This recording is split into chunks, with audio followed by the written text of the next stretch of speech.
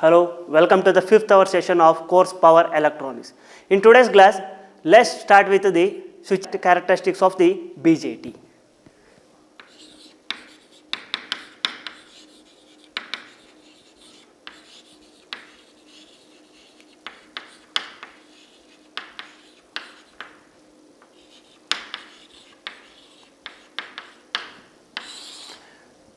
So, the switching characteristics of BJT is nothing but changing of states from turn on and turn off to turn on here. Let's take one example of a circuit.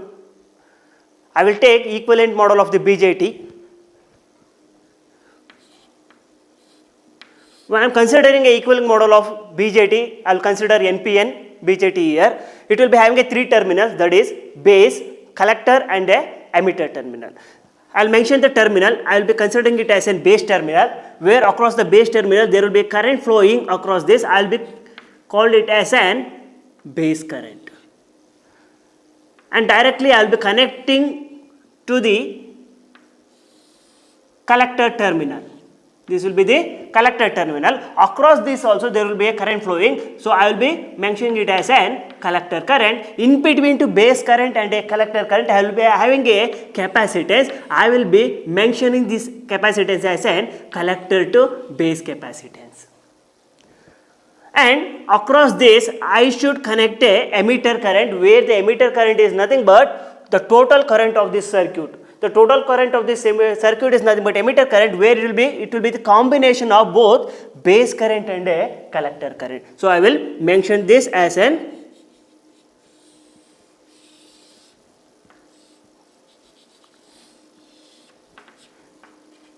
this will be my emitter terminal. I will mention the emitter current like this.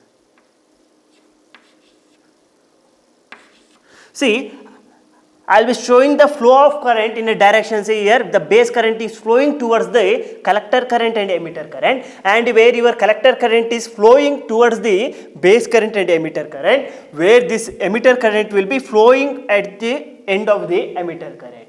This will be specifying, that is, this emitter current is nothing but a total current. For this particular operation, I should have some capacitance.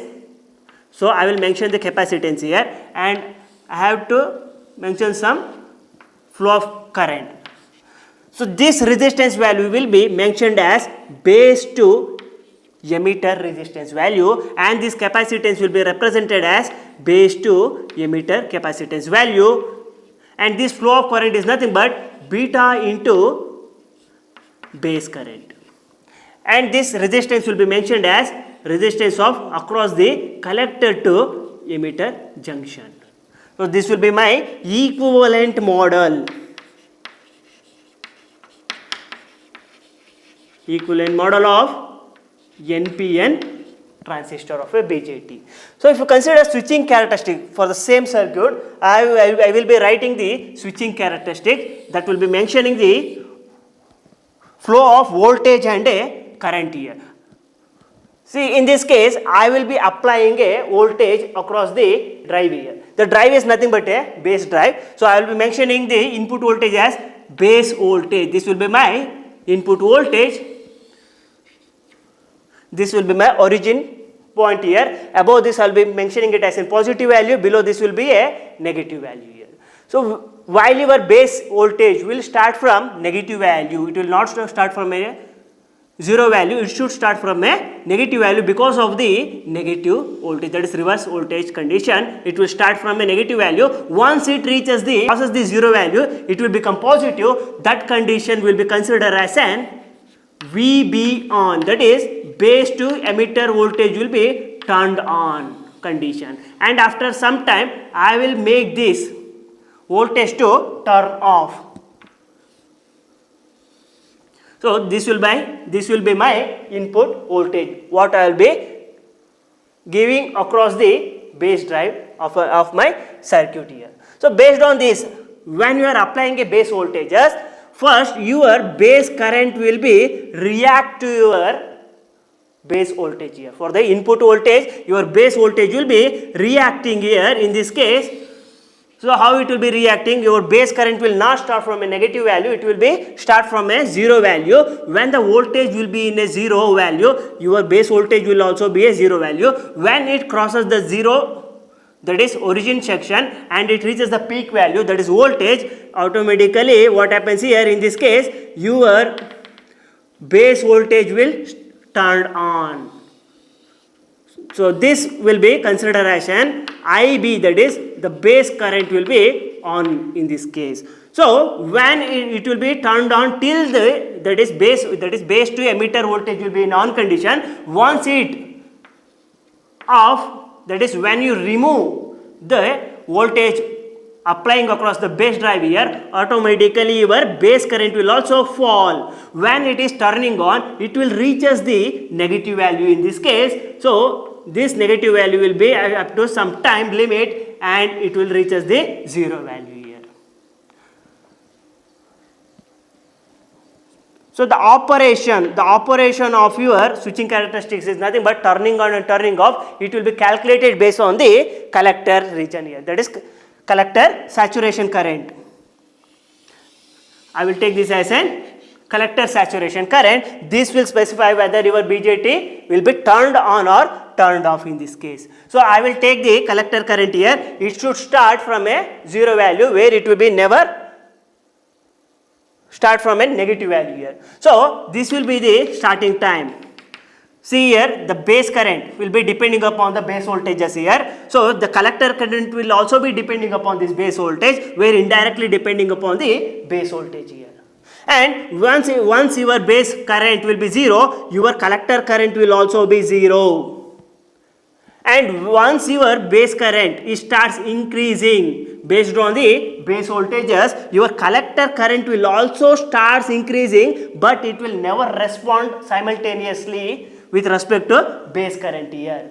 So it will take some time to turn on, and after it reaches, it will gradually increases. There will be no sudden changes or sudden changing states from on to off condition. It will take some time, gradually it will take some time, and after reaching that particular time, it will start conducting. Once it reaches this point value, I said your current will be in a, that is collector current will be in a on state condition here.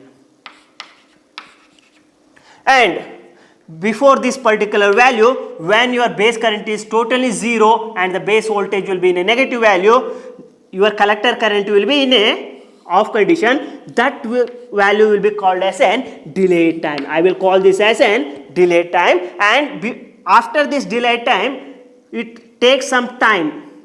It will take some time to turn on. So that will be considered as an, I will take this point as, this will be the 0.1 and this will be the 0.9. This 1.0 will be considered as an on condition. 1.0 will be considered as an on condition, 0.9 will be a off condition, and 0.1 will be a starting to the on condition. So starting to the on condition will be considered as an rise time. I will represent it as TR. So this will be considered as an rise time. The first section will be called as a delay time, and the next section will be called as a rise time. So the total time of the that is total time of the summation of delay time plus the rise time will be called as an on time of your circuit. So this will be the on time. To turn on your transistor, it will take this much of time to turn on, and once it reaches the on value, it will be in on conditions, and in this case, see here the VBE voltage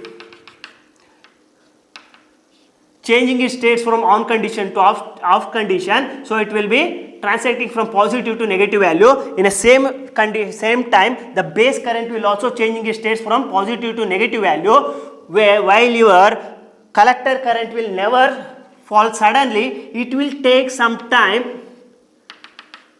It will take some time, and after that some time, it will fall gradually. So why it will take some time is, it will be having a capacitance. The capacitance will be having some storage. It will take some charging, will be discharging time. Based on that, the charging and the discharging will take some time, delay time. So that will be the changes with respect to on time and off time here. So when you come to the off time, I will mention this as an storage time, that is TS, and falling will be considered as an TF. So this will be the storage time of your circuit and this will be the fall time for your circuit. The total time will be considered as an T off here. So based on this, I can say that is the on time for your BJT NPN transistors will be considered as delayed time, that is TD, plus TR, that is rise time. This will be considered as an equation 1, and the second one will be the T off. The T off is nothing but storage time plus fall time. That will be considered as TS plus TF. This will be the two equations which specify what is the time required to turn on and what is the time required to turn off your transistors. This with respect to transistors of a BJT. Next, the second transistor is nothing but MOSFET. I will take the power MOSFET here.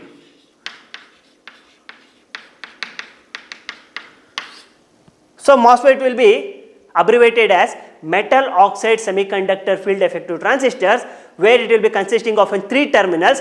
The first terminal is gate terminal, drain terminal and a source terminal. These are the three terminals with respect to power MOSFET here. So in the power MOSFET you will be having two different types of MOSFET. The first one will be called as an N-channel MOSFET and the second will be called as an P-channel MOSFET.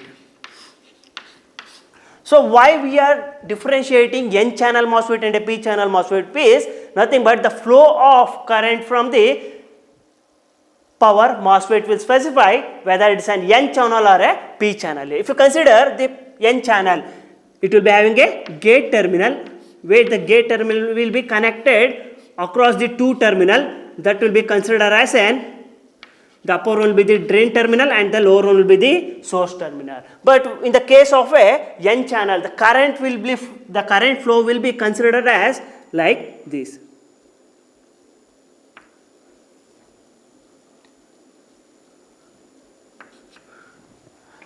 And when you consider the P channel, I will be mentioning the gate terminal where it will be connected across the drain terminal and a source terminal, where the current will be specified as like this. This is the difference between a N channel and a P channel MOSFET here. And this power MOSFET can be again divided into another two types, that is a depletion mode and a enhancement mode. In depletion mode also you will be having two different types, that is a N channel and a P channel, and in enhancement mode also you will be having two different types, that is a N channel and a P channel. So if you consider the structure, I will go with a NPN, that is N channel. While you are considering a N channel, where my substrate, the substrate I will be taking here is nothing but P type substrate I will be taking, where in this P type substrate I will be building a N plus substrate here.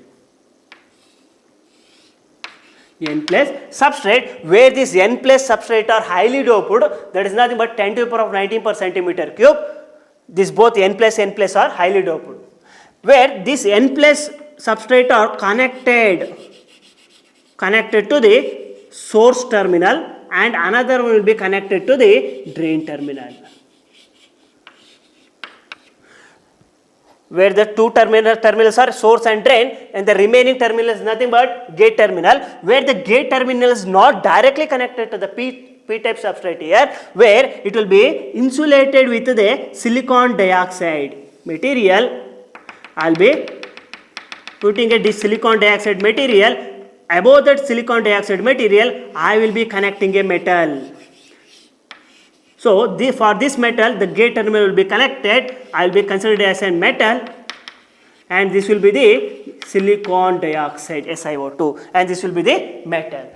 So how the flow of electrons will be occurring? See, when I am applying a voltage to the N channel, when I am applying a voltage here means the gate drive is nothing but a gate terminal. The voltage will be applied across the gate to source, that is VGS. In this circuit, I will be taking it as an voltage across the gate to source. When small amount of gate to gate, that is voltage is applied across the gate to source, the channel will be created, that will be called as an VGS, and based on this VGS, the accumulation will be formed across this junction.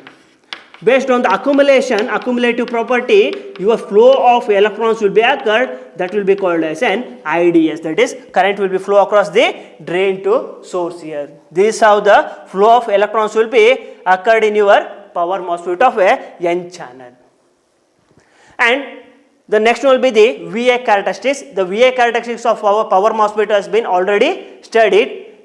It will be having three regions, that is cutoff region, active region, and a saturation region, where your power MOSFET will work in a two region, that is cutoff region and a saturation region, where it will never operate in a active region here. Next topic is switching characteristics of a power MOSFET. The switching characteristics of power MOSFET can also be called as an equivalent model of an power MOSFET.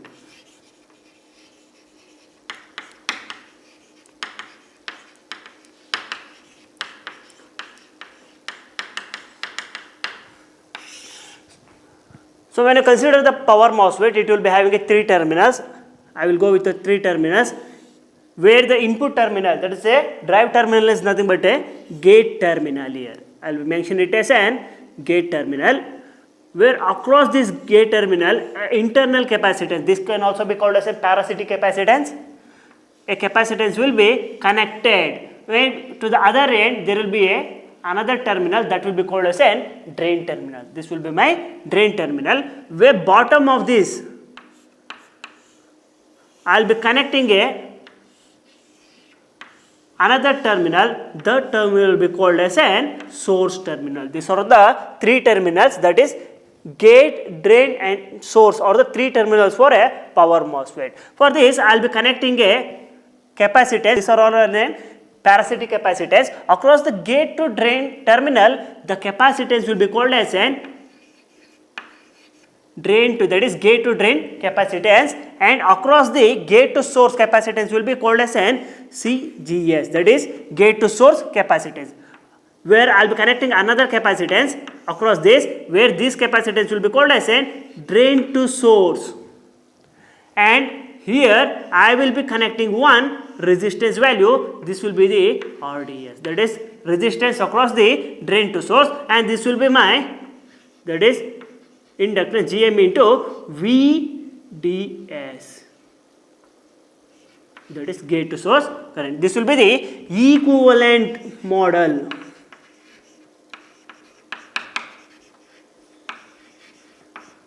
Of MOSFET. So when you consider this circuit, based on this circuit, I will be writing a switching characteristics, that is turning on and a turning off will be decided based on this circuit, where in this I will be using a parasitic capacitance. These are all the parasitic capacitance, where this parasitic capacitance will be having a storage time. For this there will be a variation, that is internal variations will be occurred for the on time and a off time because of the charge and a storage here, where in this case if you consider, I will be applying a input across the gate terminal. This will be my gate terminal. So the input is applying is voltage. For this I will be mentioning it as an gate voltage, that is VG. So here the voltage can start from 0, that is origin, or it can also be start from a negative value. Both can also be accepted here. I will be start from the 0 value. For sometimes where your gate voltage will be applied, for this duration your gate voltage will be 0, that is your transistors will never in a on condition. Your transistors is not in a on condition for this duration. When the gate voltage is applied across the gate terminal, your voltage will be starts in a maximum value, that is peak value, and after some time again it will be fall. So here I am specifying this will be the off, and this will be the on time, and again your voltage will be off with respect to input. Based on this condition, you are measuring the voltage across the gate to source. This is the voltage across the gate to source. I will be measuring the voltage across the gate to source. When this voltage is maximum, I can say the drain current will be flowing across this circuit here. So I will be considering this circuit where when you are, in this case, when your gate voltage will be 0, your gate to source voltage will be 0, because there will be no voltage applied across the gate terminal. When the gate voltage is applied, normally starts charging here, and gradually it will be reaches the peak value. So I will be specifying it as an VT. Here the VT specifies the threshold voltage, that is minimum voltage to turn on your transistor, that is power MOSFET transistors, and I will mention this as an VGSP. Here the VGSP will be specified as voltage, that is pinch off voltage across the gate to source. So when it reaches this particular value, I can say your transistors is turned on. So this will be the TD on, and this will be the rise time. So the both will be considered as an on time. Here the on time will be specified as the summation of the delay time of the on condition and the rise time of the on condition. The delay time will be calculated from the waveform, that is when it is starting from 0 value to reaching the value of the threshold value, that will be considered as an TD on, and again the value crossing the TV, that is threshold voltage, and reaching the pinch off voltage of the gate to source will be considered as an rise time here. So this total will be the on time. Again it will start increasing, and the steady state will be in a, when the gate voltage will be in a steady state, your gate to source voltage will be also in a steady state. When the value reaches the minimum, here the gate voltage is removed, but your gate to source voltage will never fall immediately, it will take some time. After some time your gate to source voltage will be fall, where this will be calculated, and based on the pinch off voltage across the gate to source and the threshold voltage across the gate to source, I can specify this as, this will be my TD off, and again this will be my TF, that is fall time. Based on this I can write my drain current. Here when I am considering the drain current, I will be writing the drain current as like this.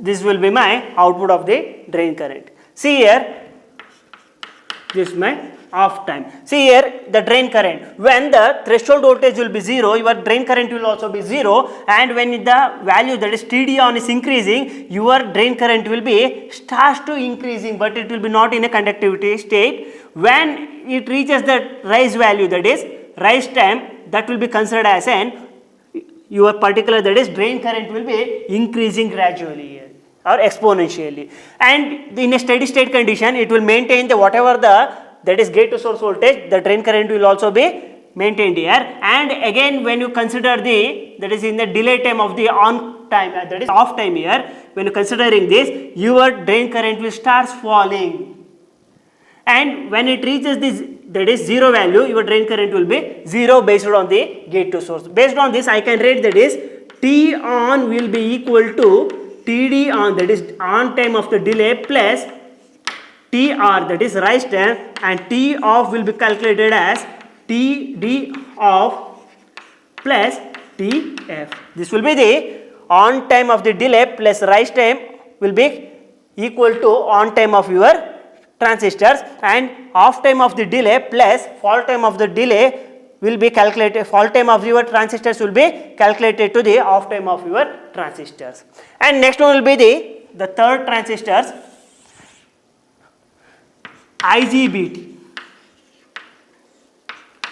So if you consider IGBT, it will be abbreviated as insulated gate bipolar transistors here. Why we are calling it as an insulated gate bipolar transistor? Means it is insulated with respect to two transistors, where the advantage of two transistors will be accommodated here. Based on that, this device will be built here. When you consider the symbol of your transistor, it will be having a gate terminal and another two terminal, or called as an collector and emitter terminal, where the current flowing will be from collector to emitter here. When you consider the symbol, see here, where the input portion will be like a MOSFET. Here the input portion will be like a MOSFET and the output will be look like a BJT transistors here. When you consider the BJT transistors, the output will be collector and emitter, where while you are considering the MOSFET, the input will be gate here. But in a BJT, the input will be base. When you consider the MOSFET, the output will be drain and a source here. So based on this, I can write the structure of the MOSFET, that is the structure of the BJT. I can write the structure of the IGBT. When you write the structure of the IGBT, it will be similar to the MOSFET, where I will be connecting the terminals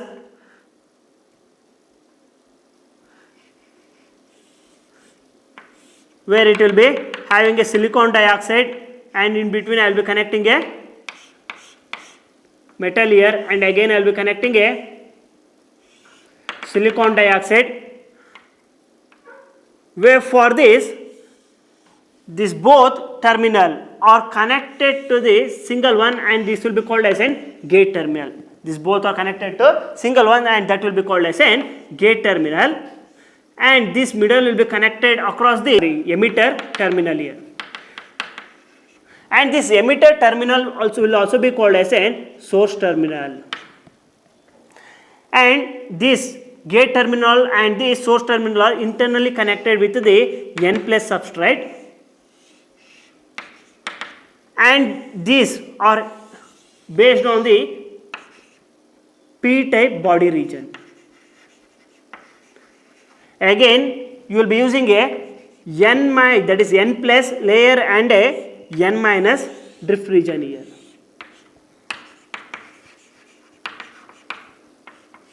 Drift region. Additional to the power MOSFET, you are connecting one P layer, that is nothing but a P layer, that is injecting layer here. And at the bottom, you are connected to the another terminal, the remaining is nothing but a collector terminal, or it can also be called as a drain terminal. This with respect to structure of the IGBT. When you consider this case, see here the N plus and N plus are connected across the emitter and a gate terminal here. And this N plus region is highly doped, that is 10 to the power of 19 per centimeter cube, where these are built with the substrate of P-type body region, and again I will be using a N plus substrate here, where this N plus substrate is moderately doped. Again, the N plus substrate will be divided into two regions, that is N plus and N minus drift region, where the drift region will be having a lightly doped in the manner of 10 to the power of 14 per centimeter cube here. And this addition layer, that is P-type, will be injected, that is it will help to flow of electrons from one region to another region with the help of a transition from N-type region here. So I will be injecting a electron through the P-type layer here, where this P-type injecting layer will be connected to the collector region, and where it can also be called as an drain region. This with respect to structure of the power MOSFET here. And next one will be consider the VA characteristics of the IGBT, where in a previous class studied the VA characteristics of the IGBT. Here also we will be having a three different operating region, that is saturation, active region, and finally cutoff region, where it will be operating with only two regions, that is cutoff region and a saturation region, where your IGBT will never operate in a active region here.